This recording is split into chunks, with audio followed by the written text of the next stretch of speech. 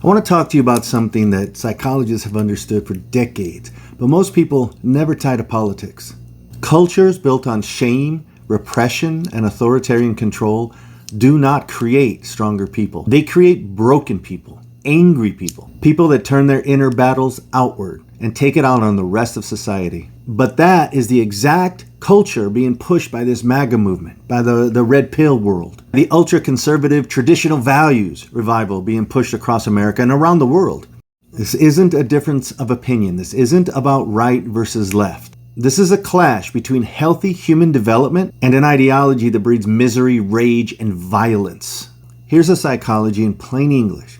When you grow up in a culture that tells you your body is sinful and your desires make you dirty, queerness is evil, obedience is strength, emotion is weakness, you don't become pure, you become divided.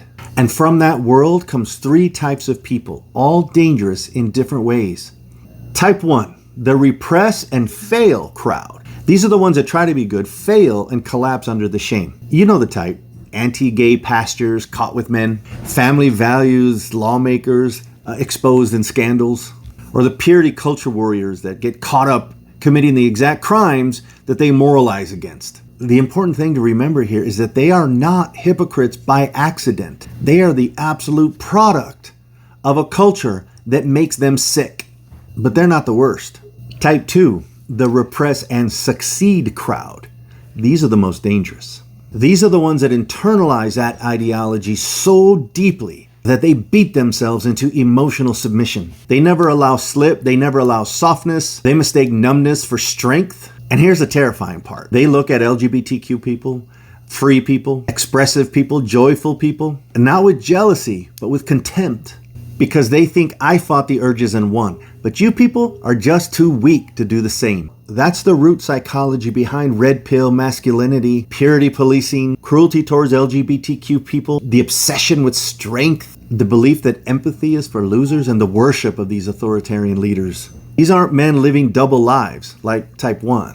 These are the men living half a life, and they want the rest of us to live that way too. And then we have type 3, the fully conditioned believers. These are the straight men with no hidden desires at all, but were raised since childhood to see queer people as weak, sinful, and degenerate. They inherit the ideology without ever questioning it. This is how you end up with a movement, convinced that their repression is virtue and your freedom is decay. A culture that produces projection, rage, moral panic, violence, and a need to control others. This isn't theoretical. I mean, you can see this unfolding all around you today. Look how the right screams protect the children, while tripping all over themselves to defend, protect, or deflect crimes against those very children with this PDF scandal. Look how they target drag shows, book readings, and queer people, while the predators time and time again come from within their own churches, their own youth groups, their own political circles. I mean, look how they worship strength and toughness, but fold immediately into victimhood and whataboutism and violence when things don't go their way. This is what happens when an entire ideology is based on repression instead of honesty, or shame instead of education, or authority instead of empathy.